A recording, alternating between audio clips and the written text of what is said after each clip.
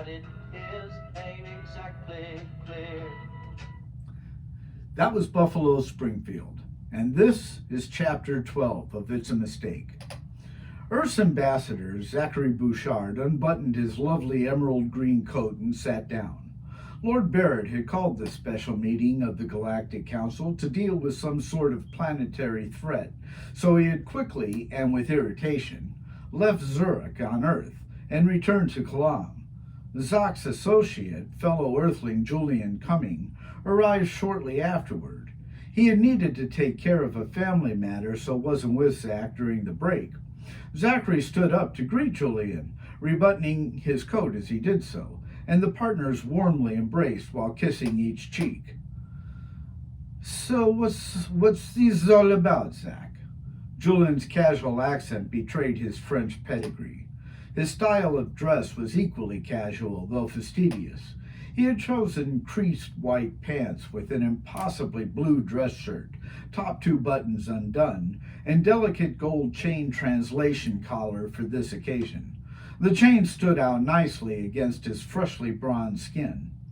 Julian's style fit his elegant 5'10" frame. Light brown bangs fanned down from a center part, occasionally whispering against long eyelashes, and fanned across slightly darker brows arching over azure eyes.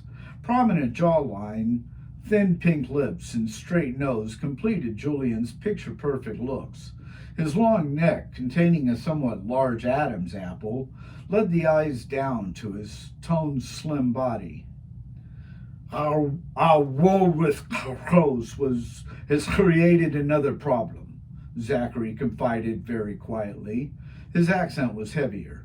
He smoothed the front of his coat before adding, "I've tried to find something out, but evidently nobody knows what the problem is.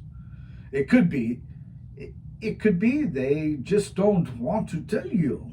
Julian smiled mischievously, making his eyes dance, though curiosity was evident. His smile was infectious, and Zachary echoed it with a note of playful rebuke. Every ambassador had an associate who could relate the emotional aspect of a council meeting. Since ambassadors were notoriously intellectual, they routinely missed the minute aspects of emotional cues. Julian was invaluable to Zachary in this regard, but could sometimes be hard on Zach's ego. "Ah, Jules, you are a devil. Please, sit." Zachary indicated the chair next to his and stood until Julian complied. Bouchard then unbuttoned his coat, held back a pale yellow tie against sea-green shirt. The suit augmented Zach's startling green eyes, and together with the emerald jacket seemed to give his wheat blonde hair a slight greenish tint, while taking his own seat. Both men crossed their legs in a feminine manner. Julian hated ties. He often reflected on how strange it was that the accessory had survived all these years. Since 1980, the tie was known to inhibit cranial blood flow. Julian thought a starved brain explained many of man's decisions since King Louis XIV first popularized the accessory. He felt it should have also meant death for the insidious noose. However, it not only survived but became trendy. While fashion was certainly one of Julian's interests, he nonetheless refused to wear ties even for etiquette's sake. For his part, Bouchard felt Julian's position a bit dramatic. He loved the splash of color ties provided. They also gave Bouchard an extra outlet for his need to fiddle with clothing. He could shift the way it hung, smooth it down into his button jacket, or adjust the knot.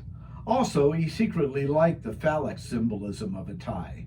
Its point, rising from waist to the head-like knot at the top, suggested a much larger size than most males possessed. Why a man would even want a dick that size was beyond Julian.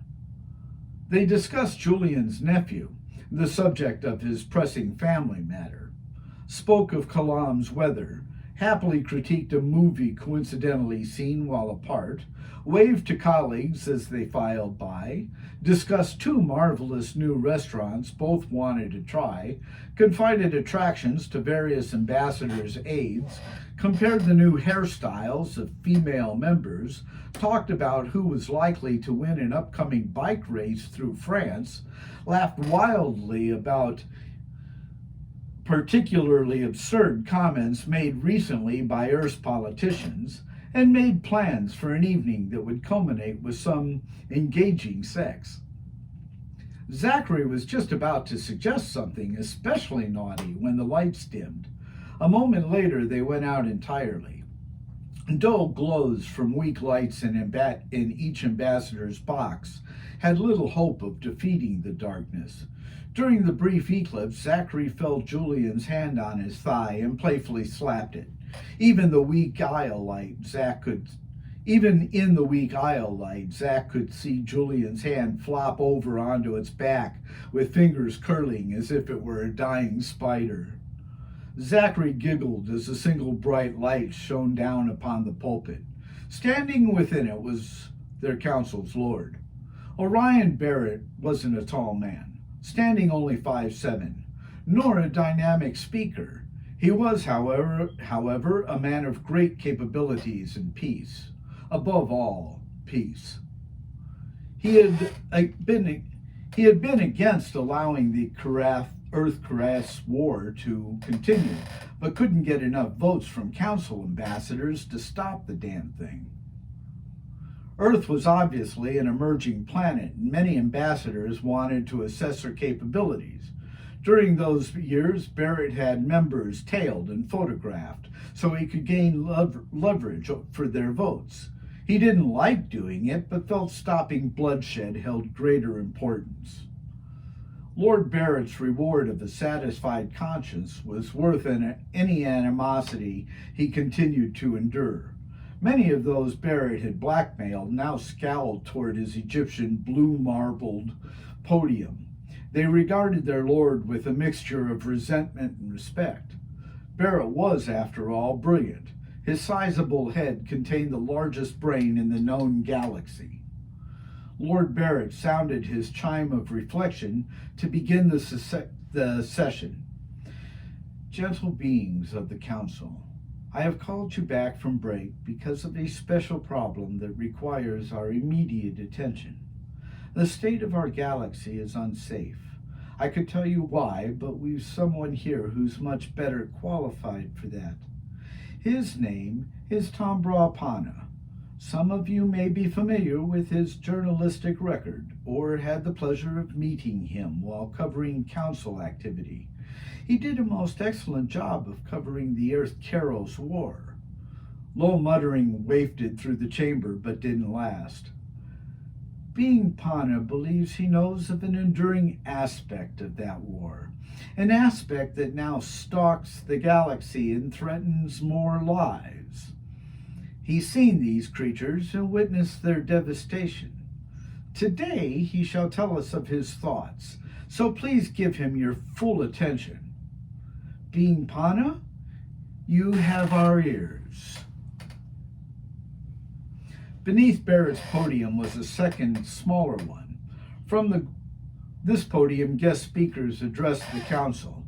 Panna moved from his chair to stand behind the pure white marble block amid respectful applause. Panna hadn't received such attention since the war and wasn't entirely sure he enjoyed it. He wasn't entirely sure he didn't either. He was aware of feeling very nervous, though. Panna definitely didn't like the feeling and steeled himself. He and Lynn had arrived on Kalan 3 days prior. Their first order of business was a visit to Panna's favorite bar for Kalamian ale. He claimed it the best ale in the known universe, even though Panna had never been outside the galaxy. Tom introduced her to the bartender, a short but lanky guy with slick green skin and round finger pads named Nick, who bought the first round, ostensibly because of Lynn's beauty. Tom knew it was because he was with a girl. Any girl. He wasn't known as a jet setter while working a story, which was usually his reason for inhabiting Kalam. Calamian ale had a moderately dense body, bronzed red coloring so deep you could explore it for a week without hitting bottom, along with a sweet, fruity cultivation postmarked with a bitter aftertaste so elusive it took a full 5 minutes to show up. Perfection in a glass. Lynn agreed it was the best ale she'd ever drank, but only to keep Tom from getting morose. She privately thought it was a bit brash. Following their indulgence, Panna petitioned for a meeting with Lord Barrett. He always felt a little stupid using Barrett's title. There were many beings throughout the galaxy who believed in some kind of creative intelligence behind existence, a sort of all-powerful engineer. Panna wasn't one of them, but by using Barrett's title, he couldn't help feeling as if he was acknowledging such a being. To Panna's analytical mind, the belief actually made no sense. In fact, he felt it was often more destructive than helpful. Panna saw too many occasions in which terrible evil was ascribed to devotion of such a being. He had been told of occasions where Earth's religious proselytizing had even helped gain war recruits. Panna wouldn't have ruled out a religious role as instrumental in starting the war to begin with. But Earth was just one of many planets that held such concepts. It suddenly occurred to him that a visit to Earth might yield a great many stories on this subject. Panna made a mental note, which he was fairly sure he'd forget, to record the data. He seemed to forget everything these days, yet another source of frustration, except that life was at least half over. But whether he liked the moniker or not, Barrett held the council's chair, and such was its title.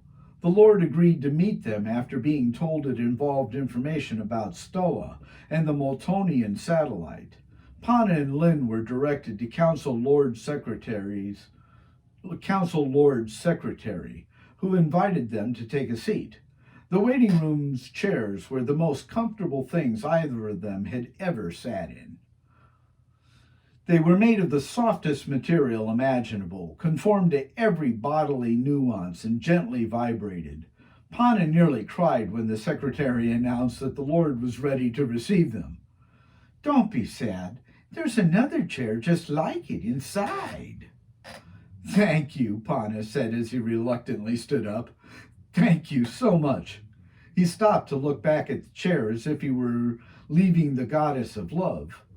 Lynn felt jealous, though felt equally as much in love.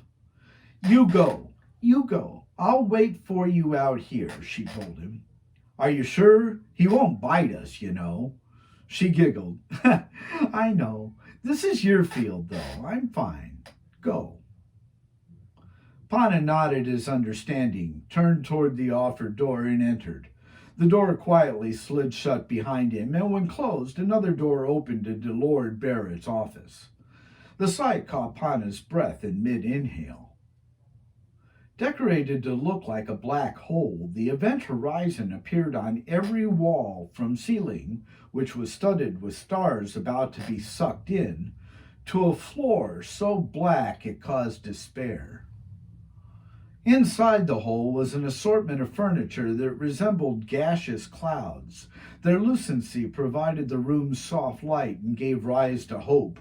Atop them sat holographs of pictures, mementos, and various representations of famous Gliese 581c landmarks. The effect was tailored to each visitor to make them feel more comfortable. It had the opposite effect on Panna, who now felt more than ever that he was speaking to the universal creator. It made him nervous. Lord Barrett's desk, a huge amorphous nebula occupying half the room, glowed with emerald greens, golden yellows, Persian blues, and scarlet reds. The Lord bowed in greeting. Panna, dazed, returned the bow, startled by a sudden realization that Barrett stood within his desk's center rather than behind it. Panna noted the cloud was somehow solid enough to hold the few objects on top of it: pictures, telemonitor, communication pad with conference speakers, and a cup of something hot. "Wow," Panna breathed. Barrett laughed softly. One of my favorite effects, being Panna. The desk is a hologram, as is everything else in this room. The Lord slightly extended both arms to indicate the surroundings, except the chairs, of course. Barrett indicated that Panna should be seated. Panna looked down to find an exact duplicate of the waiting room chair had appeared alongside him. He sat and immediately fell into a state of bliss. As you feel the chairs are quite real, both men smiled as if sharing a dirty secret. But if it's an effect, then why the common office devices? They aren't functional, so why have them at all? Ah, ever the reporter's curiosity. Well, mostly because it's a detail that sets visitors at ease. Beings get anxious if they don't see things they expect to see. These objects are actually on my significantly more solid desk in another office. He pointed towards a small spot in the wall alongside Panna, which looked like a quadrant dowel. The one I use for real work. It's fairly easy to transpose their images, so this room is merely for greeting visitors and taking meditation. But then you're not here for the decor. At least I hope you're not. Barrett raised an eyebrow and flashed a warning look. I've heard you have information about the unfortunate devastations on Norbit and Molten. Panna noted it was not a question. Yes, Lord. I think I know what destroyed them. Panna was suddenly unsure of how to break this news. Barrett's council had allowed the war to drag on, marking them partly responsible for the current problem and deaths. But Panna didn't want to sound accusing. He couldn't afford to piss off Barrett. Go on, young being. I am old, and we ancients can handle whatever you have to tell us. The compassion in Barrett's voice surprised Panna. Well, Lord. Barrett sensed Panna's discomfort with this title. Orion, please. Panna finally smiled. Orion, then. Tombra. You remember the war between Earth and Karos. Barrett frowned reproachfully. I'm sorry, of course you do. Well, I was looking into a story on Karos when Earth's first attack occurred. I know an important story when I see one, and I see quite well. He chuckled at the reference to his extra eyes, but Barrett's mouth only creased a bit. He remained patiently quiet. Yes, well, so I got in my cruiser and headed into the commotion. I witnessed a good deal of Earth's initial onslaught, including some weapons they used. I'd never seen anything like them, Orion. Here, take a look. Panna pulled out his unipad and connected to GPS archives again. He started a video and handed his unit to Barrett. The council lord watched as Panna's cruiser flew into the maelstrom before him. Earth ships ejected odd-looking things while swirling around the larger Karos vessels. Near the end of the display, one of the odd things flew past the cruiser as Panna weaved away from it. Barrett got a very close look at a weapon that reminded him of something he had once seen in a pub. It was the Lord's voice that had commanded, "Enough!" Barrett had been one of the dignitaries who descended upon Earth, unwittingly ending Christianity's long vigil to end the bloodshed. He dispatched the council's quarrel section to make the proclamation, but, having nothing of importance on his agenda, decided he could also do with a change of scenery, so went along. 3 ships arrived in Earth's orbit just before nightfall. Internal phosphorescing gave them a reddish glow against a pre-night sky. They had monitored radio waves and digital transmissions for an hour to determine who was in charge before descending upon a rather small white building. After Lord Barrett's proclamation, President Mulberry was contacted on his digitally secure phone line. The Lord informed Mulberry that allowing even one further death meant destruction for all of Earth. Surprisingly, Mulberry didn't acquiesce. In fact, he seemed determined to carry on with the fiasco, and even demanded the aliens appear in person. Lord Barrett reminded this being that was how the conflict got started to begin with, so refused. President Mulberry then terminated communication and ordered a fleet of jets to attack. Earth's weapons were pretty useless against a powerful Council ship, however, and nuclear weapons couldn't be used directly above the White House. Having little recourse, Barrett gave an order to destroy Mulberry's silly little building. As Briggs's ancient clock sitting on Mulberry's desk struck 9:11, the universal arc of justice actually bends towards irony. Two streaks of bright orange light streamed down upon the White House. One burrowed through the West Wing ceiling and terminated on President Mulberry's desk pad, which was red, white, blue, and bare. The other beam burrowed into the East Wing's theater. Everyone in the building, including Rod McGinnis, Mac Velli, most of their friends who had dropped in for a meeting about new military equipment for sale, and Brandy Mulberry, who was listening to a new spiritual group performing for visiting religious leaders, perished in unison. The entire capital had heard the Lord's proclamation, and many of them had taken as remote a position as they could achieve to watch from.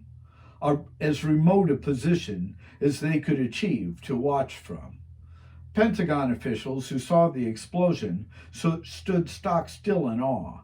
FBI and CIA officials wept in shock. Congressmen watching the event on TV cowed in fear. None of them were in town because Christmas break had started the day before. Hence, the late-night White House religious concert was scheduled as cover for the secret meeting with defense contractors. Televised footage of the destruction began broadcasting all over the world shortly after. Professional news agencies fell over each other trying to get eyewitness accounts. Rescue teams were stopped to answer questions like, "Have you ever seen anything like this before?" And, "Do you think anyone survived?" Average people were put on camera to describe what they had seen. Many claimed it was a scarlet beast with 7 heads and 10 horns. It took professional journalists 3 hours to determine that everyone in the executive branch had been in the White House and were now dead. During this time, the Council ships merely hovered. They wanted a second opinion on whether Earth would obey them now or not. From the radio waves, they realized that nobody as of yet could make that decision, so they waited. The French president, Vincent Lescaut, had just finished his morning bath, shave, and screwing of a maid. Lescaut had then dressed for a casual breakfast on the patio overlooking his vineyard.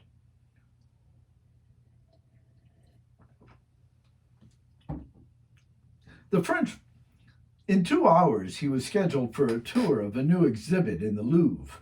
They were showcasing several newly discovered Monets found stashed in the Sacred Heart Church's basement to prevent Adolf Hitler from defaming them with his insane gape. Monet was Lescaut's favorite painter, so his excitement over a private tour was tangible. President Lescaut had just sat down when the news broke that the American government was in shambles. A TV was turned on and live pictures showed a gigantic round ship hovering over the warm glow of a large fire. If not for the destruction, it would have been pretty. Lescaut sighed and pulled a phone from his robe's pocket while sipping his espresso. Lescaut picked up a croissant and took a bite, chose the president's private phone number. It, 202-456-1414, extension 1812, was known only to leaders of certain world powers. Spain's president had once slipped it to Lescaut. The French had not gotten along well with President Mulberry, so wasn't favored with inside information of this nature. Lescaut only used it now to further piss off the little twerp. He planned to say, "Ha ha! I've got your number, and so do they. See what you get for being a nasty man." Instead, he got a recording telling him that the number could not be reached. Lescaut breathed into his vineyard. "How I wonder if the idiot was working." He didn't have to wonder long. 15 minutes later, President Mulberry and Vice President McGinnis were declared dead.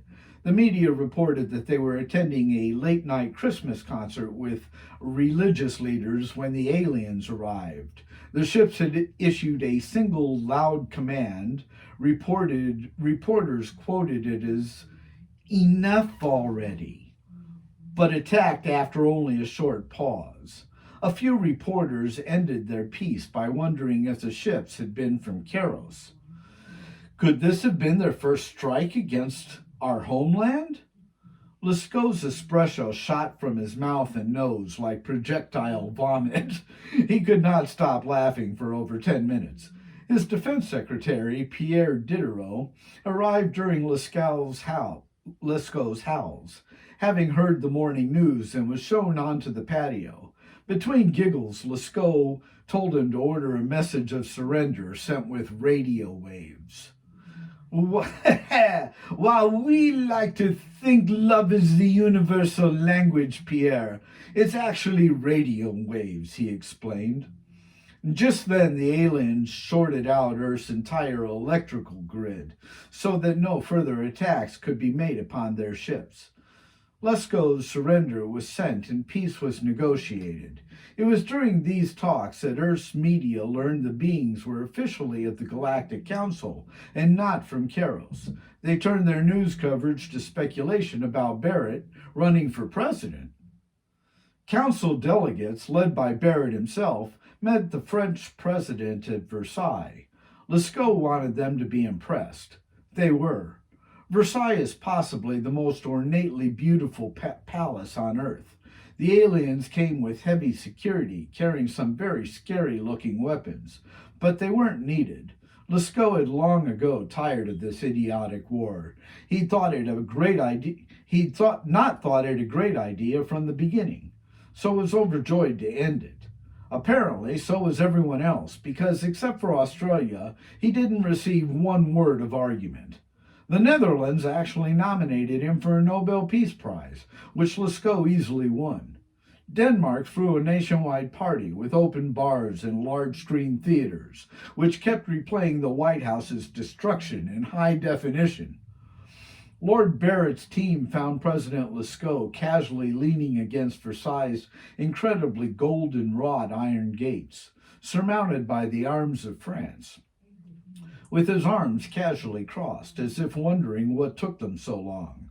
His pose was almost accusing, and Lord Barrett wondered briefly if Lescaut had somehow known about Council's failure to stop the war earlier. He had no way of knowing Lescaut was just being French. But then Lescaut unfolded his arms and began welcoming his guests with a wide smile and cheek kisses. Barrett felt reassured by these somewhat intrusive gestures. President Lescaut led them across the wide Place des Armes into the chateau's king's chamber. One heavily gilded wall surmounted by a Cousteau sculpture, not the undersea explorer, but the 17th century sculptor Nicholas, representing France keeping watch over the king's sleep. Sitting upon one of two turquoise blue marble mantelpieces was a rare barometer clock from Louis XIV's collection that Barrett eyed warily as they passed. They crossed into the antechamber of the bull's eye window with its remarkable cornice representing children's games running around the oval room, before out into the gilded hall of mirrors. Lescaut pointed out the impressive pilasters of Reims marble with antiques placed between them. He directed their gaze to the ceiling, ornamented with 9 large paintings and 18 medallions referring to diplomacy and French politics of the period, as they passed a salon of lavender marble into the peace drawing room. Lebrun had painted the salon's vault, but over a mantelpiece of green marble is a large oval painting. This painting, Lescaut grandly held out his arm, palm up, to present the work, was done by Lemoyne. It's titled Louis XIV Bestowing Peace to Europe. This seems the perfect place to officially declare our surrender and end the Earth Carriers' war. Gentlemen, we are at your mercy. President Lescaut had furnishings from another room, the Dauphin's corner cabinet, brought into the otherwise empty chamber.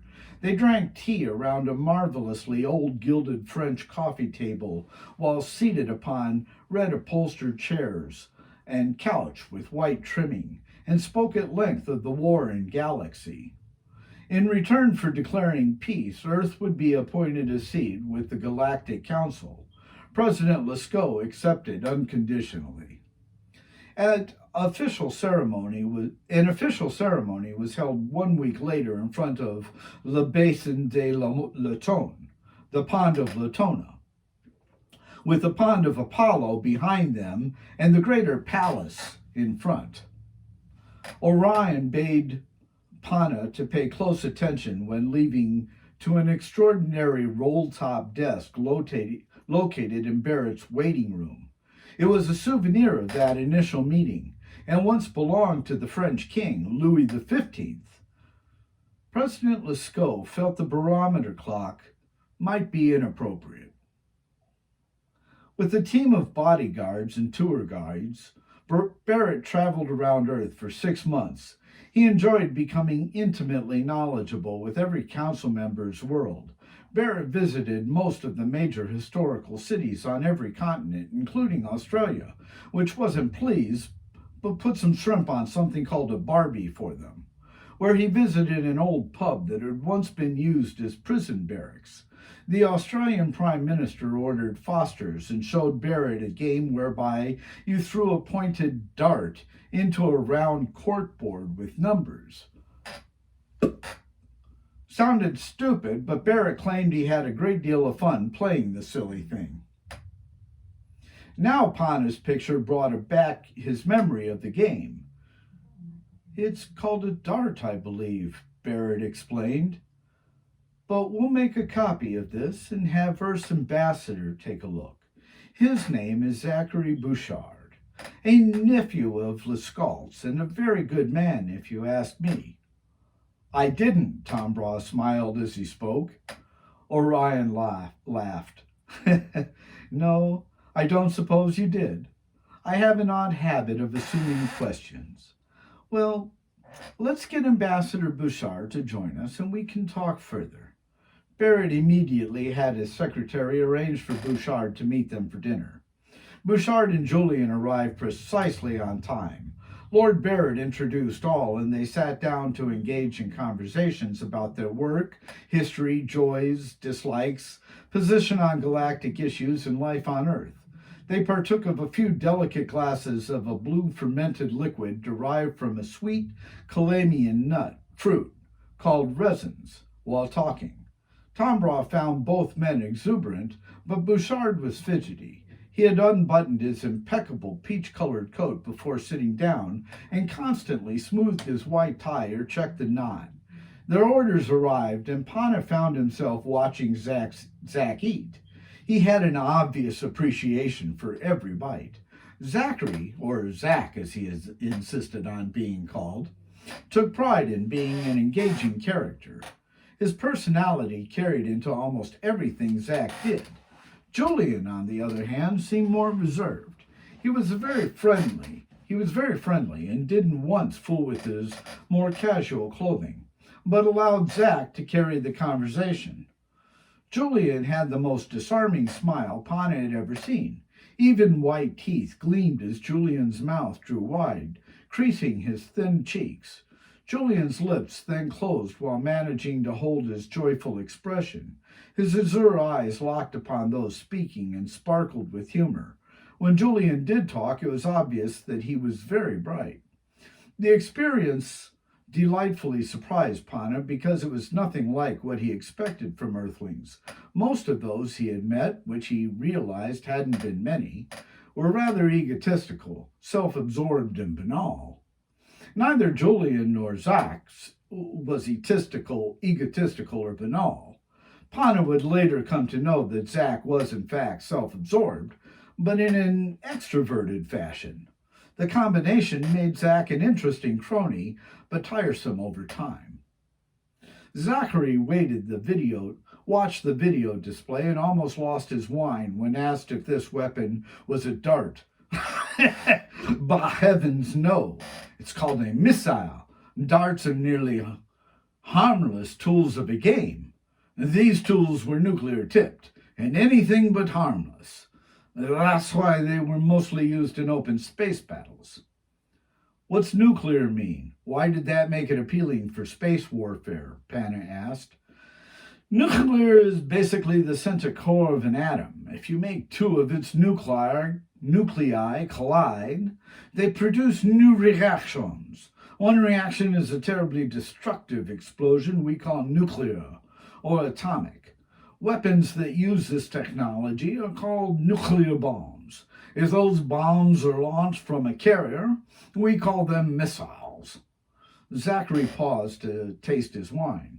First he swished it around his glass, smelling the aroma as it settled, and then closed his eyes in pure rapture after a small sip. Anyway, he then continued, I favored these weapons because we had very few others that could destroy a Karosling vessel. In fact, we had none. Zachary cut off a tender portion of Calamian fowl as he spoke. Calamian fowl was a fleshy bird, best served extremely fresh, and no warmer than body temperature. He popped the warm, salty morsel into his mouth and chewed as if he might be having a sexual orgasm. After swallowing, he continued. We found that a nuclear explosion did destroy one, however. Earth had only used these weapons twice before because they create lots of radiation. But space absorbs radiation very well, so we felt there was no environmental harm being done. It was a win-win situation, if you will. He delighted in another bite. Great solar flares, this is wonderful. Yes, Tombra agreed, though a bit more restrained. It really is. How's yours, Lynn? She said through a mouthful. Very good.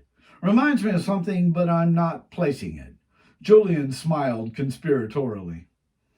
Panna had pulled out his digipad and consulted something. Tell me, Zach, would these missiles have contained tritium? Bouchard looked at Julian, who shrugged. I'd have to ask our military officials. I'm not a scientist, Mr. Panna. Why? Because lots of it was found where Stola used to be. Can you tell me how missiles that missed their targets were nullified? A missed missile? Julian laughed. Makes one wonder if missing the targets was how they were originally named. Zach also laughed. Maybe, Tom Braw considered dryly. At least two of them certainly did. Panna felt bad for rebuking Julian, but couldn't help wanting to hurt someone. So many lives had perished, yet nobody had been held accountable. Yes, Zachary put down his fork a moment and took a breath. Seems so. He shook his head sadly. What a tragedy that whole affair was. Possibly still is. It was so dumb. Panna was taken by Zach's sudden regret. This was the first note of remorse he had yet seen. Yeah, he said more softly.